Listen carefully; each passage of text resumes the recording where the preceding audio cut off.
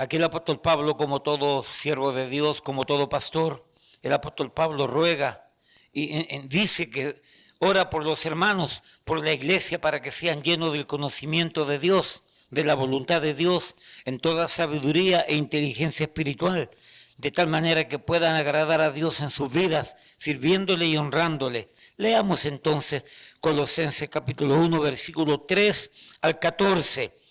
Siempre orando por vosotros, damos gracias a Dios Padre de nuestro Señor Jesucristo, habiendo oído de vuestra fe en Cristo Jesús y del amor que tenéis a todos los santos, a causa de la esperanza que os está guardada en los cielos, de la cual ya habéis oído por la palabra verdadera del Evangelio, que ha llegado hasta vosotros, así como a todo el mundo, y lleva fruto y crece también en vosotros, desde el día que oísteis y conocisteis la gracia de Dios en verdad.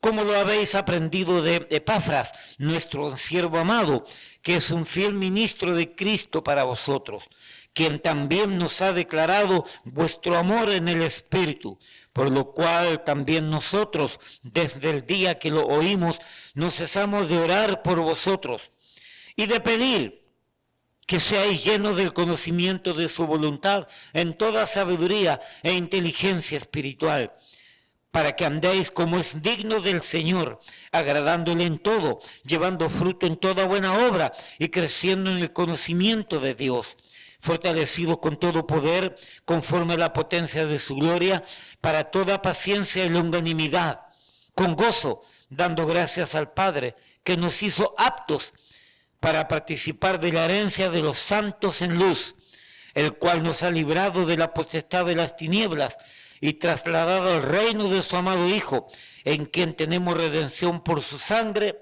el perdón de pecados. Padre, bendice tu palabra y lo que hemos de enseñar en el nombre de Jesús. Amén y amén. Pueden tomar asiento. Simplemente tomé este pasaje como referencia general, porque ese es el énfasis de toda mi vida como pastor, y antes de ser pastor, el énfasis en servir, en apoyar a la obra, en todo lo que podía, en todo lo que cabía, en todo lo que se me permitía, era servir, apoyar, ayudar la obra local. Y aquí el apóstol Pablo entonces ruega al Padre para que los hermanos en la iglesia pudiesen tener este sentir, este cometido, ¿ok?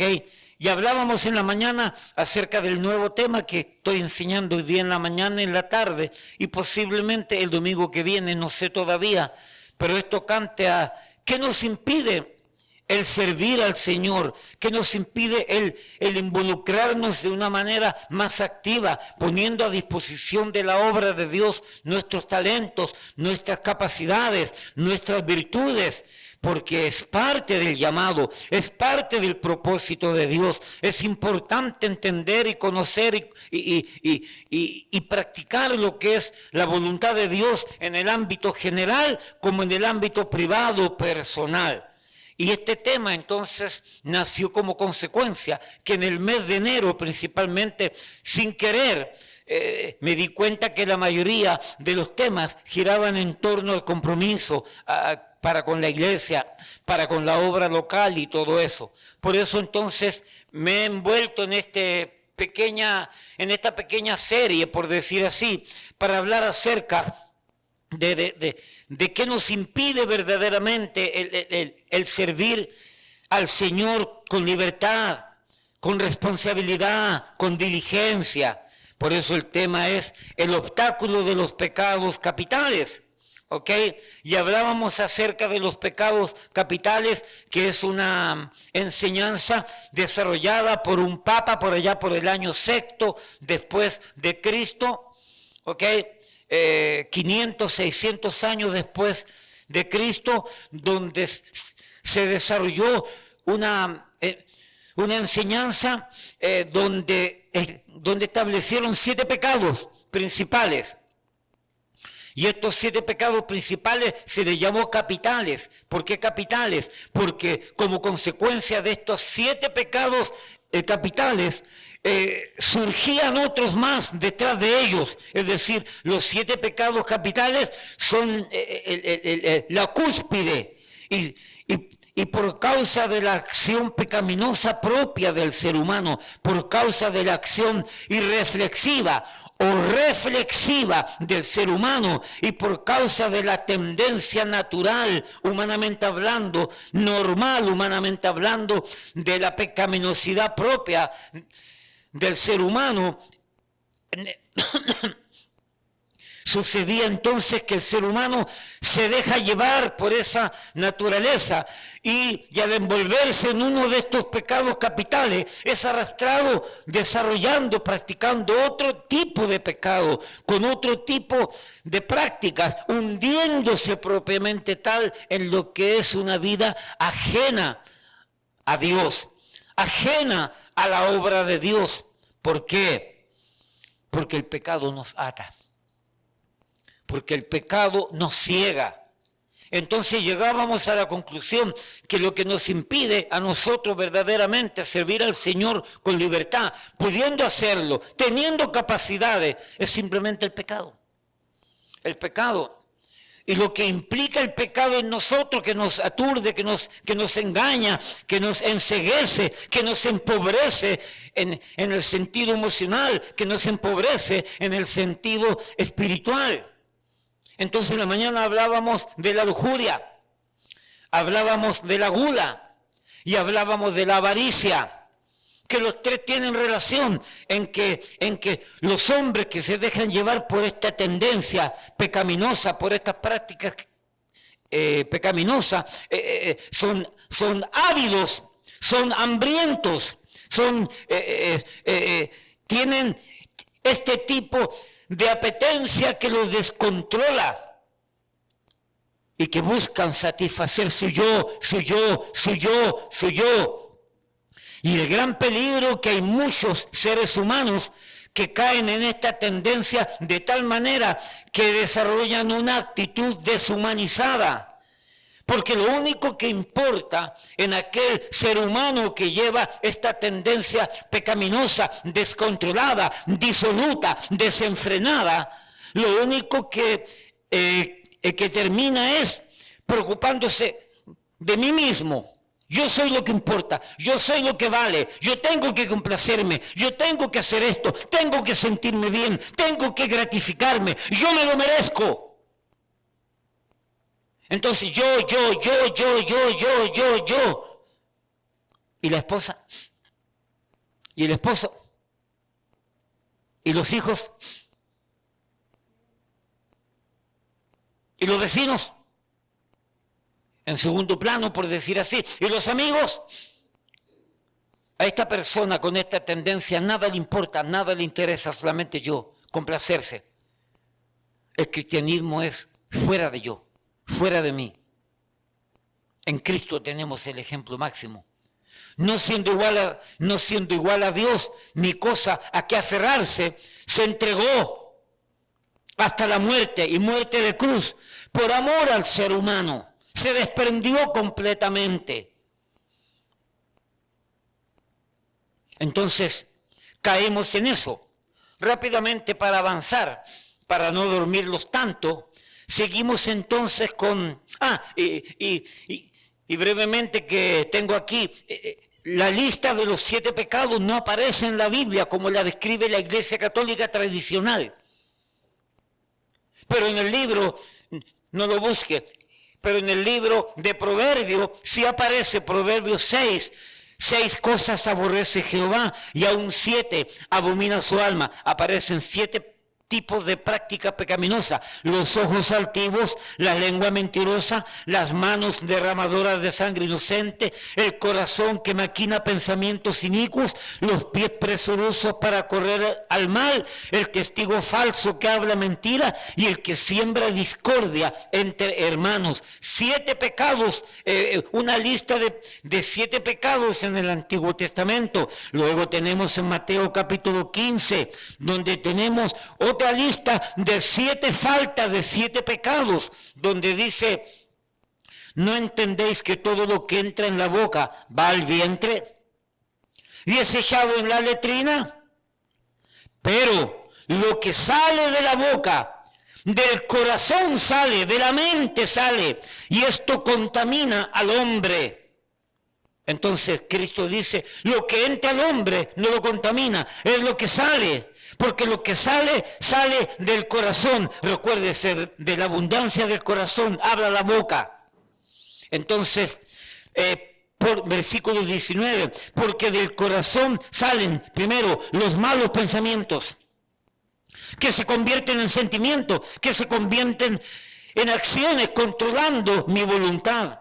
Los homicidios, los adulterios, las fornicaciones, los hurtos, los falsos testimonios, la blasfemia. Estas cosas son las que contaminan al hombre, pero el comer con las manos sin lavar no contaminan al hombre. Y luego tenemos Gálatas 5:19, donde dice, y manifiestas son las obras de la carne, que son, y hay una lista grande de prácticas pecaminosas que yo las divido en pecados sexuales, pecados doctrinales, pecados sociales, pecados espirituales, y entonces aparece esa lista. Pero bien, en la mañana hablábamos entonces de la lujuria, en la mañana hablábamos de la gula, y en la mañana también hablábamos acerca de la avaricia, de la codicia, grandes males sociales, grandes males humanos, que por causa de esos males hay tanto desenfreno y tanta maldad y tanta injusticia y tanta cosa mala, porque todo eso se ve en los gobiernos, en las empresas, en las sociedades, en las familias, aún tristemente dentro de las iglesias. Y si no ponemos freno a estas cosas, hermano, se destruye todo esto. Como se han destruido tantas iglesias y tantas organizaciones que comenzaron bien y terminaron mal por dejarse arrastrar por alguna de estas acciones, como le llama la Iglesia Católica tradicional, acciones de 7 pecados capitales, porque no me va a decir usted que el amor al dinero no causa un problema grande, porque raíz de todos los males es el amor al dinero, el cual codiciando algunos se extraviaron de la fe y fueron traspasados de muchos dolores por culpa de los dólares. ¿Entiende? Entonces ahí tenemos un ejemplo, cómo el amor, el apego, el deseo desenfrenado a algo destruye. El amor al dinero solamente se ama a sí mismo. El dinero no tiene papá, no tiene mamá, no tiene hermano, no tiene matrimonio, no tiene esposa, no tiene esposo, no tiene hijos, no tiene familia. El amor al dinero es yo. El amor al dinero no tiene iglesia, no tiene Dios, no tiene Biblia. El amor al dinero no tiene patria, no tiene país. Venden hasta la propia alma por conseguir un poco de dinero.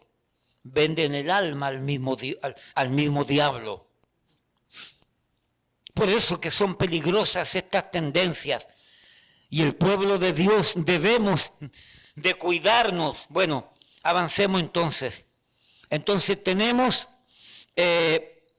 como cuarta tendencia pecaminosa, tenemos lo que es la pereza, la desidia. El no querer hacer definitivamente lo que estamos supuestos a hacer. Pereza es la incapacidad de hacerse cargo de las obligaciones propias de la vida. Y no la incapacidad por causa de que naciste sin brazo y sin pierna, porque hay gente que está sin brazo y sin pierna y se las buscan y resuelven y son responsables a su condición. Es una incapacidad autoinfligida, autoaceptada, y nos volvemos incapaces queriendo, en la incapacidad de hacerse cargo de las obligaciones y las responsabilidades propias de la vida, como también aquellas obligaciones espirituales de la fe que pudiérase practicar alguna persona. A través de la pereza, asidia, desidia, flojedad, inhabilidad voluntaria, de carácter débil y flojo, las personas descuidamos el amor que se debe al prójimo, el amor que se debe a la familia, el amor que se debe a Dios. Inclusive algunos hasta olvidándose de sí mismo, del cuidado propio. Y esto generando una serie de conflictos. Falta de deseo por arreglar, por levantar una escoba, una pala. Falta de deseo de ser productivo, útil, provechoso. Obviamente hablando, esta pereza implica también falta de deseo de ser provechoso, de no ser provechoso, de no ser útil en lo que nos conviene, porque hay cosas que nos conviene y mire cómo movemos y mire cómo hacemos. Así que la pereza es la incapacidad voluntaria de actuar y utilizar los propios talentos para ponerlo a funcionar, no solamente para provecho nuestro, sino para provecho de la obra de Dios. Proverbios capítulo 6, rápidamente avancemos sobre algunos versículos que me hablan sobre esto de manera gráfica. Proverbios capítulo 6.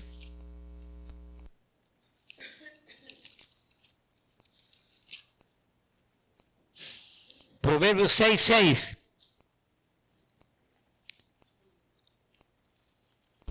A mí cuando pequeño me encantaba mirar las hormiguitas y me tiraba al piso, me tiraba al suelo, completamente al suelo, y seguía las hormiguitas cómo hacían caminitos y cómo cargaban cositas.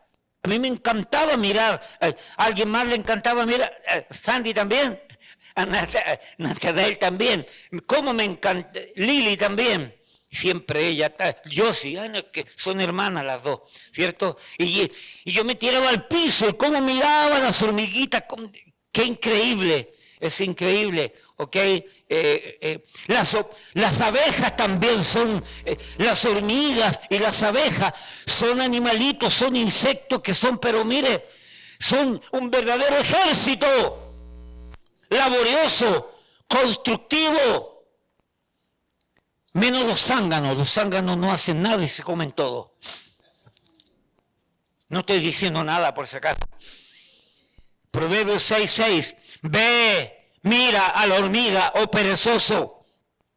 Mira sus caminos y sé sabio, la cual no teniendo capitán, ni gobernador, ni señor, prepara en el verano su comida y recoge en el tiempo de la siega su mantenimiento. Perezoso, ¿hasta cuándo has de dormir? ¿Cuándo te levantarás de tu sueño? Un poco de sueño, un poco de dormitar y cruzar un poco las manos para reposo. Así vendrá tu necesidad como caminante y tu pobreza como hombre armado. Hermano, la pereza que podemos desarrollar nosotros en cualquier área de nuestra vida, en nuestra vida educacional, en nuestra vida laboral, en nuestra vida espiritual, en nuestra vida matrimonial, en nuestra vida familiar, en cualquier acción de pereza que nosotros nos involucremos y no queremos ser responsables, no queremos ser dirigentes, a la corta o a la larga nos va a dar factura, nos va a hacer pagar una factura. En todas las áreas tenemos que ser responsables, en todas las áreas tenemos que ser diligentes en su justa dimensión. Aquel que no es responsable en su trabajo va a vivir con problemas toda la vida. Aquel que no es responsable con su esposa o con su esposo en el trabajo que le corresponde como esposa o como esposo va a tener problemas tarde o temprano. Aquel papá, aquella mamá que no es responsable con sus hijos en la familia, cumpliendo su labor, tarde o temprano va a tener problemas. Aquel creyente, aquel hijo de Dios que no es responsable en el área que le corresponde, sobre lo cual Dios lo puso en una iglesia local, tarde o temprano le va a pasar factura. Invierno nos va a llegar.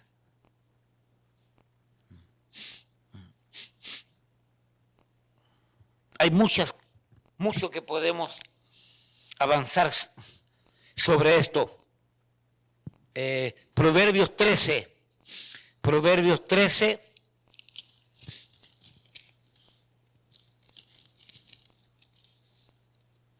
Proverbios 13:4.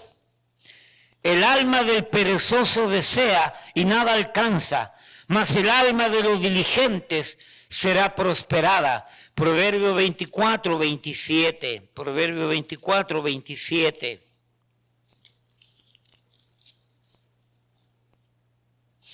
Prepara tus labores fuera y disponlas en tus campos, y después edificarás tu casa. Todo tiene su orden y todo tiene su obra. Salmo, Proverbios 10:5. Proverbios 10:5, a ver si estamos bien. El que recoge en el verano es hombre entendido. El que duerme en el tiempo de la siega es hijo que avergüenza. Me gusta mucho para terminar esta parte. Segunda a los tesalonicenses. Segunda a los tesalonicenses. Tan gráfico esto. Segunda a los tesalonicenses capítulo 3, versículo 6. Pero os ordenamos, dice el apóstol Pablo, hermanos, en el nombre del Señor Jesucristo, que os apartéis de todo hermano que ande desordenadamente, y no según la enseñanza que recibisteis de nosotros. ¿A qué se refiere este concepto aquí? Este principio aquí, de que debemos de apartarnos de todo aquel hermano que ande desordenadamente. ¿Cuál es el contexto? Sigamos leyendo. Porque desordenadamente podríamos pensar que vive desordenadamente con una ropa desordenada, despeinado. Pero ¿cuál es el contexto? Versículo 7, 2 Tesalonicenses 3:7. Porque vosotros mismos sabéis de qué manera debéis imitarnos. Pues nosotros no anduvimos desordenadamente entre vosotros. Y mira lo que dice ahora: ni comimos de balde el pan de nadie, sino que trabajamos con afán y fatiga, día y noche, para no ser gravoso a ninguno de vosotros. El andar desordenadamente parece que en el contexto tiene que ver aquellos que no quieren trabajar y quieren vivir de balde y quieren comer de balde y quieren disfrutar de la siembra que otro hizo, pero él no quiere sembrar, no quiere agarrar una pala, no quiere abrir la tierra, no quiere sacar las piedras, no quiere sembrar semilla, no quiere regar la semilla, solamente está esperando comérsela. No, espérate. Espérate, no. Usted tiene que participar del trabajo también para poder comer dignamente. Sigamos leyendo allí. Versículo 9. No porque no tuviésemos derecho, sino por daros nosotros mismos un ejemplo para que nos imitaseis. Porque también cuando estábamos con vosotros os ordenábamos esto: si alguno no quiere trabajar, no coma. Punto. Si alguno no quiere trabajar, no coma, porque oímos que algunos de entre vosotros andan desordenadamente, no trabajando en nada, pero comiéndose todo. Pero mira lo que dice después: sino entremetiéndose en lo ajeno. No trabaja, se mete en lo ajeno y se come lo que no trabajó. Mi hermana Asia se ríe. Es decir, el ser laborioso, el ser responsable en el trabajo me va a dar la dignidad para comer del fruto de ese trabajo y me va a ayudar a no meterme en problemas ni en chisme, porque no estamos haciendo nada en la casa. Porque algo hay que hacer. Obviamente es más fácil chismear y meterse en casa ajena para andar de chisme en chisme, de casa en casa, que agarrar una pala y abrir la tierra. Pero ¿sabe qué? Dice Dios, no conviene. Entonces, la desidia, la flojedad, porque en México creo que flojeras significa otra cosa. En mi país flojera es flojo, no querer hacer nada. Levántate, muchacho, flojo. Alguien dijo, estaba leyendo un pequeño chiste que una vecina le dijo a otro vecino que pasaba siempre sentado frente a la casa sin hacer nada. La vecina le dijo, mira, párate de ahí, flojo, vete a hacer algo, vete a trabajar, eso es pecado. Le dijo, la mujer tiene que ser productivo, levántate de esa hamaca, levántate de esa mecedora porque es pecado. Y el hombre le respondió a la doña, y la envidia también es pecado. No sé si entendieron. De aquí al año 3000 usted va a poder entender lo que estoy tratando de decir. Bueno, entonces, hermanos, la diligencia y el celo por hacer las cosas responsablemente son parte de la disciplina y del llevar una vida organizada. Entonces, pereza. Segundo, tenemos ira, que es otro de los pecados capitales. La ira es un sentimiento descontrolado y desmedido de rabia. Por lo general, generado por el enojo, resentimiento, rencor y amargura. La ira.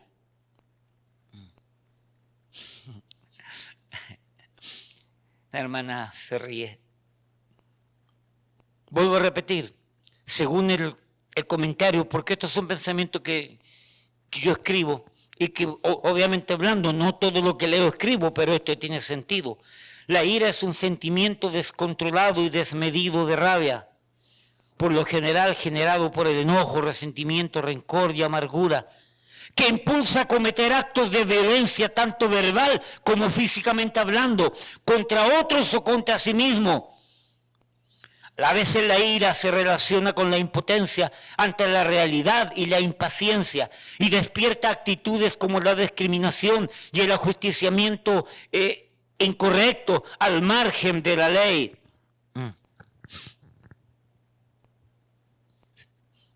Apliquemos este concepto a la familia. ¿Cuántas semanas, cuántos meses tiene la mamá o el papá diciéndole al hijo que hagan su cama, que recojan sus cosas, que hagan esto aquí, que hagan esto acá? Y llega un momento que los muchachos no hacen caso, y entonces, ¿qué es lo que hace? ¡Ah, muchacho, te estoy diciendo! Y lo agarras por la greña. ¿Y qué es eso? Ira. ¿Me explico? Eso es lo que está tratando de decir esto.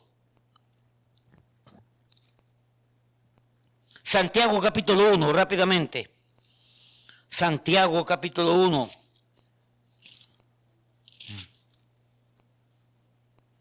Versículos 19 y 20. Por esto, mis amados hermanos, todo hombre sea pronto para oír, tardo para hablar, tardo para airarse. Escúcheme, no está diciendo que está prohibido airarse. Dice tardo para airarse. Pero esa ira, una acción iránica, no sé si está correcto, iracunda, una acción iracunda, no iránica, iracunda, a veces se justifica frente a una injusticia, frente a algo mal hecho o mal dicho, se podría justificar. Pero, mire el versículo siguiente, ¿por qué tenemos que tener cuidado con la ira? Porque la ira del hombre no obra la justicia de Dios. Hace poco un hermano me dijo, pastor, estoy enojado por esto otro. Y me siento impotente, y me siento preocupado, y me siento realmente airado. Quiero conversar con con tal persona y quiero aclarar esto, quiero aclarar esto. Le dije, hermano, mira, por ahora déjalo así. Déjalo así. Ten paciencia. Llegará el tiempo en que se puede arreglar esto. Porque en la ira del hombre no obra la justicia de Dios. Es decir, Dios no va a meter mano en una situación si yo meto mano primeramente con mi ira. Porque del cielo Dios entonces está diciendo, tú estás metiendo mano con tu ira, tú lo estás dañando y no arreglando. Falta de paciencia. Y aquí es donde uno cae en yo por lo menos, falta de paciencia, una ira, un momento descontrolado. A ver los iracundos aquí. Aquí hay varios iracundos. Y cuesta controlarnos, cuesta. Obviamente hablando, no voy a justificar, pero los hermanos o las hermanas que salen a manejar a la calle, eso les debe provocar una ira grande, el manejar. Y los descontrola. Hermano, mire, pero yo en ese sentido sí le soy franco. Yo manejando, yo no le hablo al chofer de al frente, ni hago ningún tipo de demostración linda con mis dedos ni con mis manos. No, simplemente ya se me metió, se me frenó anticipadamente, me hizo una mala maniobra. En ese sentido no me debería ofuscarme por mi carácter, pero mi esposa sabe que yo no di que sí, bebita, di que sí. Dilo, di que sí. No tengo ese repito, y debería ofuscarme. No sé si Sandy, que maneja mucho, no sé cómo será. No sé si te descontrola eso. Ahora, definitivamente, a mí no me gusta manejar, menos en esta grande urbe, en esta grande ciudad. Por la carretera yo manejo 6, 7, 8 horas. ¿Okay? Un buen café y para adelante. Pero aquí, con los semáforos y las luces y la imprudencia, pero aún así, no caigo en esa. Pero muchos sí caen en esa. La hermana le pasa la mano por la cabecita a Rudy. Parece que Rudy como que llega un poquito desenfrenado y completamente iracundo con todos estos locos que hay, y sobre todo con Liborio, que se mete en la bicicleta por todas partes y hace chocar a los vehículos. Porque Liborio tiene su vehículo, lo que pasa es que es una bicicleta. ¿Okay? Pero bueno, la ira. Hay que tener cuidado con este asunto. La ira es el sentimiento entonces de gran enojo que nos lleva a comportarnos de manera cruel a veces y violenta otras veces. La causa puede ser real o aparente, pero el sentimiento es tan fuerte que muchas veces nubla la razón, nubla el sentido común e impide diferenciar entre lo bueno y lo malo, lo que es correcto y lo que es incorrecto. El hermano Eliezer también, que maneja buses de la escuela, yo no sé cómo se la arregla esta gente que tienen que manejar todos los días de manera obligada. La Biblia no nos prohíbe enojarnos. El enojo es una emoción, podríamos decir, buena en circunstancias tales como la injusticia, el abuso o la opresión, impulsándonos a contribuir para evitar que esa situación continúe o sea grande.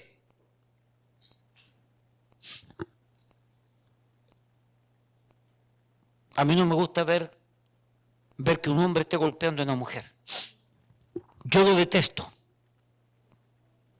Yo detesto eso. De una manera grande. ¿Sí? A mí no me gusta. A mí no me gusta. Solamente he mandado a mi esposa 3 veces a la emergencia con los ojos morados, pero son accidentes nada más. Y me indigna. ¿Te recuerdas, hermano Rosalío, cuando en Manhattan había un gringuito golpeando a una mujer? ¿Qué es lo que hicimos? Eso a mí me provoca, me da ira, pero una ira controlada. Rosalío y yo paramos, aunque él no quería, pero yo paré igual. E hicimos que el hombre dejara tranquila a la muchacha que le estaba dando una tremenda paliza. Era un gringo. Y si no paras, te voy a llamar a la policía. Aquí tengo el teléfono. Y la dejé. Y la dejó. Recuerdo cuando recién llegué aquí a Manhattan, entré por Dyman y tomé el West Side para ir a la 171, por allá por el hospital presbiteriano, porque vivía por ahí. Y voy con mi esposa y veo un hombre en el highway, en la carretera, con el vehículo estacionado, y un hombre, un moreno, grande, fuerte, persiguiendo a una morena en el bosque, porque hay un bosque allí. Mira todos los chismosos como me miran.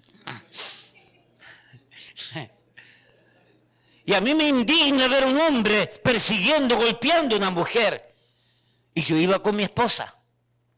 Y como me indigna tanto, le dije, mira, ve tú, ve a resolver el problema. Le dije a mi esposa. No, yo me bajé.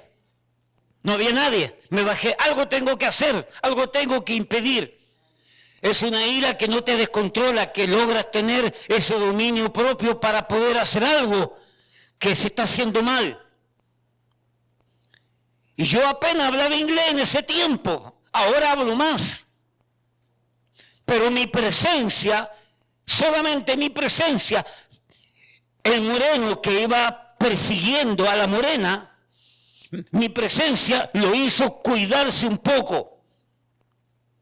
Y yo le decía, stop, stop, stop. Algo que supiera en inglés. En aquel tiempo sabía muy poco cuando llegué a Nueva York. Pero detrás de mí paró otro vehículo. Detrás de mí paró otro vehículo. Y uno con un celular. Y detrás de mí pararon 3 vehículos. Cuando pararon esos 3 vehículos, yo me monté en mi carro, me lavé las manos. Problema de ustedes. Hice mi parte. Amén. El resto que eran americanos ya pudieron dialogar y conversar.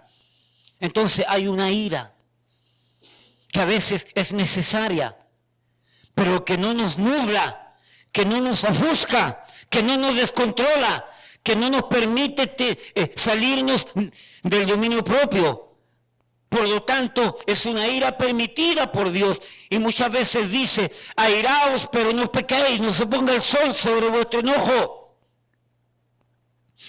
Difícilmente una persona que está acostumbrado a la ira, iracundo, y muchas veces por causa de resentimientos y problemas internos, emociones negativas, hasta demonios, difícilmente podrá servir al Señor. Difícilmente, porque está controlado por el mismo diablo y va a andar ofendiendo, y va a andar gritando, y va a andar...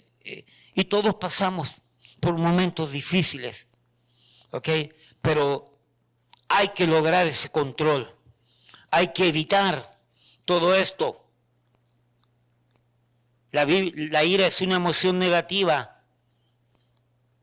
sobre la base muchas veces del odio, el rencor hacia otras personas.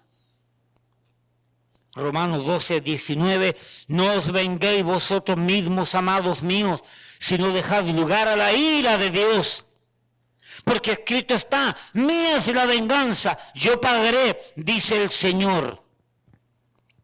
Entonces tenemos aquí pereza, aquí tenemos la ira.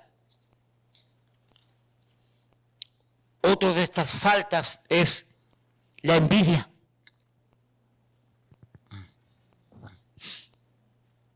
Se nota a la gente envidiosa. Créame. Y pueden fingir muy bien, pero se nota. ¿Qué es la envidia?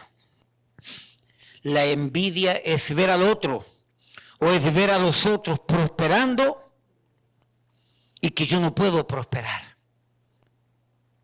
También la envidia es aquel pensamiento que se convierte en sentimiento, que yo deseo lo del otro y por lo tanto me da envidia que el otro lo tiene. Y por lo tanto yo compro lo mismo que él tiene o compro algo mejor que él tiene y comienza una competencia. Como lo he dicho siempre, el envidioso va a tener problemas toda la vida. La envidiosa va a tener problemas toda la vida. Pídale a Dios que le quite la envidia, que se la controle, porque es mala amiga. La envidia no es buena, mata el alma y la envenena. Envidia porque el otro sabe más. Bueno, estudia para que tú sepas más entonces. Envidia porque la otra es más bonita. Bueno, ya ahí no se puede. Busca la manera de brillar. Envidia porque es gordita. Envidia porque es flaquita. Envidia porque es grandecito o porque es chiquito, yo no sé. Envidia por tonteras. ¿No es verdad? Envidia porque cocina bien y yo no puedo cocinar bien.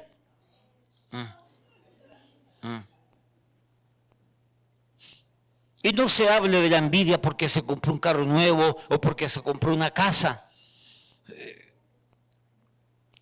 Hermano, el envidioso no cabe dentro de la obra de Dios. No puede.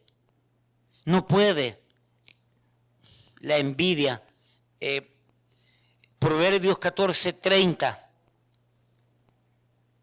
Proverbios 14:30. El corazón apacible es vida de la carne, mas la envidia es carcoma de los huesos. Santiago capítulo 3, versículo 16. Santiago 3:16. Porque donde hay celos y contención, y esta palabra celos tiene una equivalencia a lo que sería envidia, porque donde hay envidia, celos y contención, allí hay perturbación y toda obra perversa. Versículo 14, pero si tenéis celos amargos y contención, vuelvo a repetir, esta palabra celos como que tiene alguna similitud con este asunto de la envidia. La envidia es un deseo desordenado de desear lo que el otro tiene, llegar a alcanzar lo que el otro tiene y crea desaveniencia, crea malos comentarios, crea malas actitudes, crea hipocresías.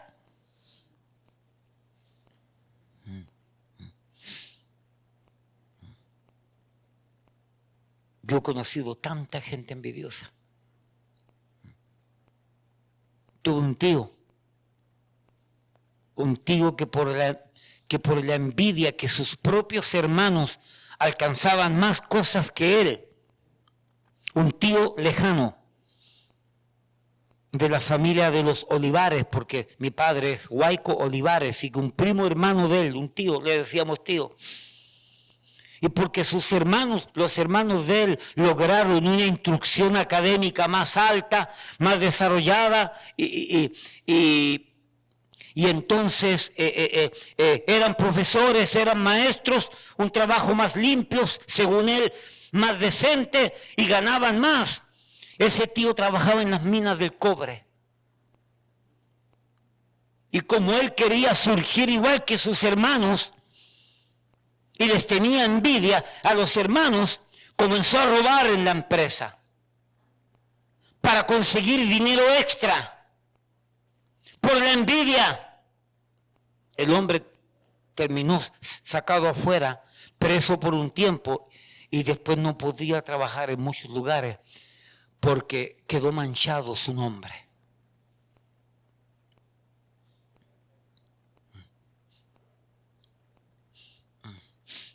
En la iglesia no debe existir la envidia de unos para con otros.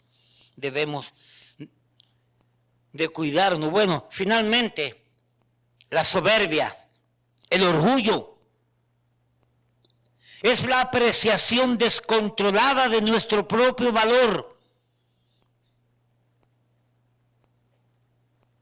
Repito, es la apreciación descontrolada de nuestro propio valor.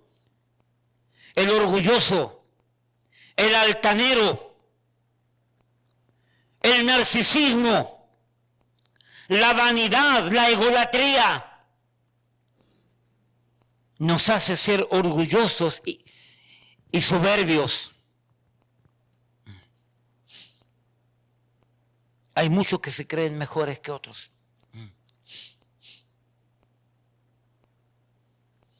Tanto pecado es creerse mejores que otros, como un pecado del complejo de inferioridad. También es un pecado, porque Dios nos hizo ni mejores ni menores. Nos hizo iguales.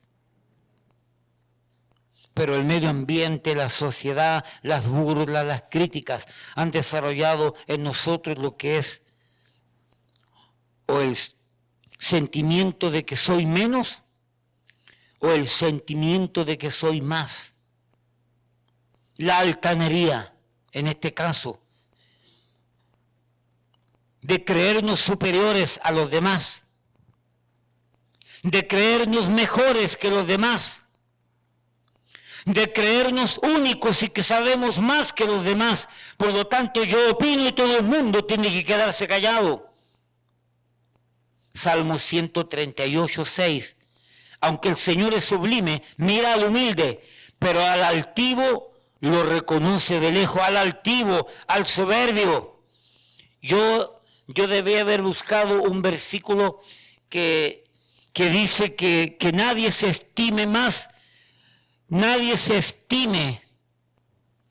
de la cuenta que lo que debe de estimarse, sino que cada uno tenga como superiores a los demás. Sí. Filipenses 2. A ver, busquémoslo. Mira que se me olvidó, yo lo tenía en la mente, pero se me olvidó. Filipenses. Por tanto, versículo 1, por tanto, si hay alguna consolación en Cristo, algún consuelo de amor, si alguna comunión en espíritu, si algún afecto entrañable, si alguna misericordia, completad mi gozo sintiendo lo mismo. Versículo 3, nada hagáis por contienda o por vanagloria, antes bien con humildad, estimando cada uno a los demás como superiores a él mismo. Y luego coloca el ejemplo de Cristo, que siendo superior, se humilló como si fuera lo último. No nos estimemos más de la cuenta, hermano. Porque cuando nos estimamos más de la cuenta, tendemos a humillar al que está al lado mío, tendemos a humillar a la esposa, tendemos a humillar al esposo, tendemos a humillar a los hijos, tendemos a humillar a la gente del trabajo y a la corta o a la larga nos vamos a meter en problemas. Por la iglesia han pasado gente que se creen superiores, pero no han durado mucho tiempo, porque miran con arrogancia y miran a los demás hacia abajo, como que pobrecitos, esta gente no saben, no entienden, pobrecitos, y los miramos con cierto desprecio, con como que son inferiores. No, hermano. Nadie es inferior a nadie. Y nadie es superior a nadie. Somos todos iguales.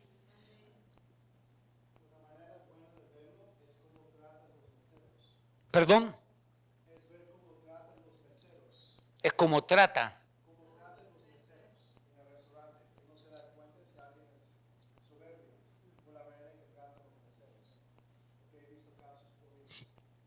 Bueno, a los meseros, dices tú. Aquí recuerdo, ya que tú tocas ese tema, aquí había una pareja que un día fuimos a comer juntos, no una pareja, era el papá y el hijo, y fuimos a comer a un restaurante juntos. Y llegó la niña, la jovencita, una muchacha joven, llegó a servir, y cuando yo comencé a escuchar de la manera como trataban a esa pobre muchacha, 2 personas de la iglesia, creyentes supuestamente, No voy a dar nombre, pero usted sabe de quién yo estoy hablando, porque usted fue evidente esto y nos fuimos dando cuenta poco a poco de la arrogancia y la soberbia. Y cómo trataban a esa pobre muchacha que dignamente se estaba ganando el sustento para ella, para su familia y para sus hijos. Dignamente. Y aún si estoy frente a una prostituta que de manera indigna se está ganando el sustento, yo no puedo juzgarla, ni menospreciarla, ni tratarla como inferior, porque yo no sé qué la llevó a convertirse en prostituta. ¿Me explico lo que estoy diciendo? Pero hay gente arrogante, soberbia, altiva, altanera, que nos creemos mejores que los demás. No. Y cuidado, escúcheme, y cuidado si esa persona en la iglesia ocupa un lugar, ocupa un puesto. A ver, póngase en pie todos los que tienen alguna responsabilidad aquí en la iglesia. Póngase en pie. Voy a aprovechar de decir esto. Los que tienen alguna responsabilidad. Voy a aprovechar de decir esto. Tengamos cuidado que la responsabilidad no se me suba a la cabeza. Y tratemos a los demás como si fuesen estropajo viejo. ¿Okay? Somos todos iguales. Dios nos da el privilegio de servirle, no porque seamos mejores que los demás, es simplemente por misericordia. Hermana Asia, cuidado con su cocina. Hermano Rosalío, que tiene la responsabilidad de todas las llaves y cosas. El hermano Margarito, que tiene su responsabilidad. El hermano Natanael con los jóvenes. El hermano Juan con el hermano, Chanito. ¿No está Chanito aquí? Ah, Chanito ahí está. No, es que es tan grande que no lo veo. Entonces, Chanito con Liborio, que tiene la responsabilidad con los varones. Juan, que tiene su responsabilidad. La hermana Cela, la hermana Lili, el pastor Jerry, que pueden tomar asiento. Yo no quiero escuchar, óigame, yo no quiero escuchar que se le fue el título a la cabeza, el puesto a la cabeza, y tratar a la gente como si fuesen ustedes superiores.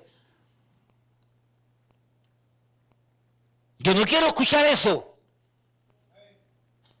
Posiblemente en algún momento cuando comencé la iglesia, yo caí en ese descrédito. Yo caí en esa actitud arrogante, pero no por pretender ser arrogante, es por hacer bien las cosas, por el celo hacia la obra de Dios, pero no por creerme superior. Aquí todos tenemos que tratarnos con dignidad. Los que están a cargo de ciertas responsabilidades, como los que están apoyando para que esa responsabilidad se cumpla y se desarrolle. Porque todos tenemos una dignidad humana que cuidar, en el buen sentido de la palabra. No dije orgullo humano, dije dignidad humana. Aquí no cabe la tiranía, aquí no cabe la dictadura desproporcionada, aunque tenemos ciertas acciones que son dictadura en el sentido, vamos a hacer esto así, vamos a hacer esto así, pero en el buen sentido de la palabra.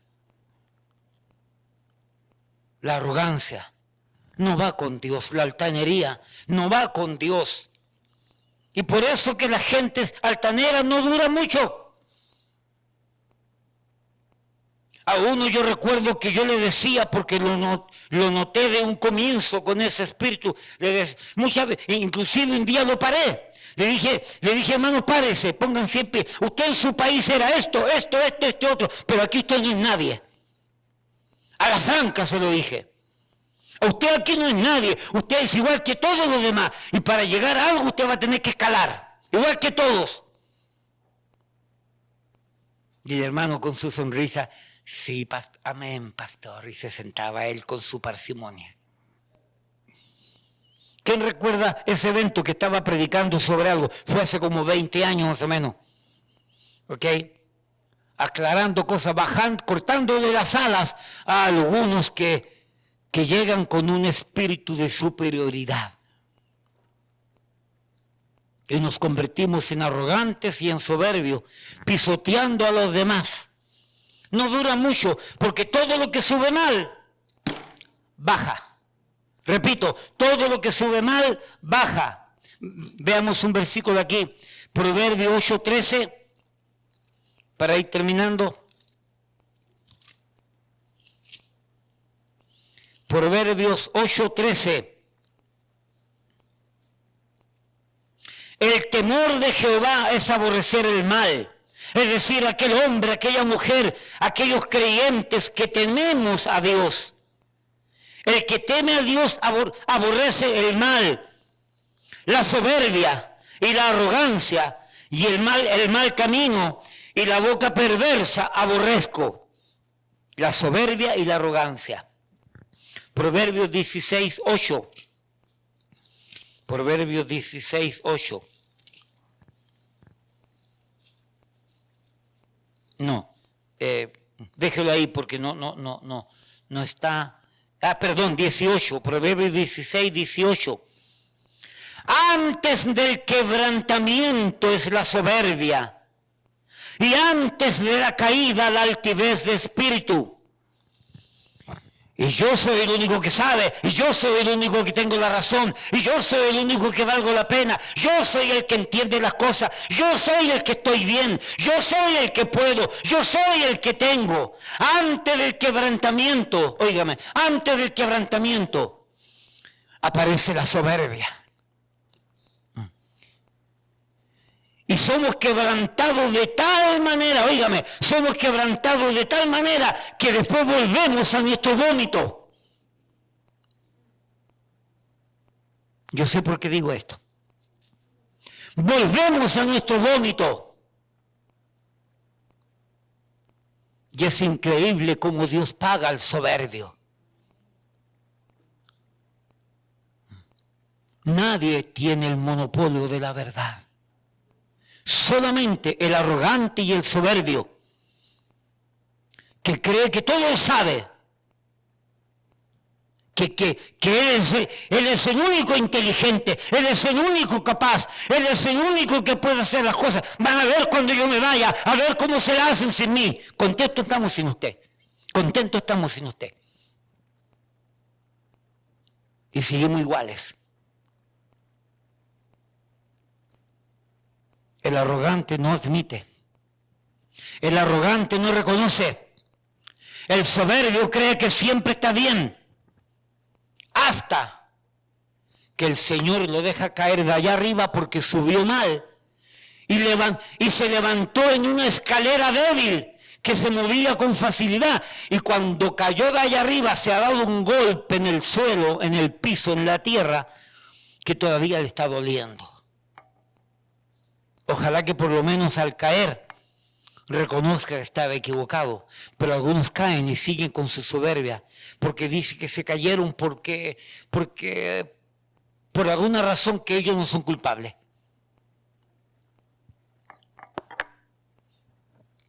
¿Qué arregla todo esto? Como dijimos en la mañana, Ezequiel 36, 24 al 27. Os daré agua limpia para que sean limpios. Os daré un corazón nuevo de carne y no de piedra.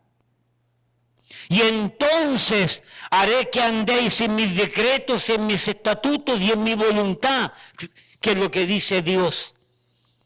Todo esto lo cambia y lo perdona la sangre de Cristo. Y el poder del Espíritu Santo nos transforma. Y podemos servir a Dios con libertad, con limpia conciencia. Porque todos cometemos errores, todos podemos equivocarnos como seres humanos, pero estamos supuestos a enmendarnos, a reconocer que hemos metido la pata, que nos hemos equivocado, porque la gracia de Dios comienza a trabajar en nosotros, y como dije en la mañana, y aquel que la gracia de Dios ya trabajó en usted hace muchos años, y fuimos transformados, y todavía seguimos con esta tendencia pecaminosa, que nos impide servir al Señor con libertad, ¿ya qué se puede hacer? confiar en que Dios un día nos va a sacar la ceguera y nos va a hacer entender qué es lo que Dios quiere realmente para nuestra vida. Puesto en pie. Padre, te damos gracias porque tú nos amas, porque tú eres bueno, porque tú eres, Señor, poderoso y maravilloso y nos enseñas. Queremos, oh Señor, darte la gracia que nos permite enseñar sobre estas verdades. Ayúdanos a ser diligentes, a aprenderlas, a practicarlas. Gracias por todo en el nombre de Jesús. Amén, amén. Hermanos, Señor le bendiga.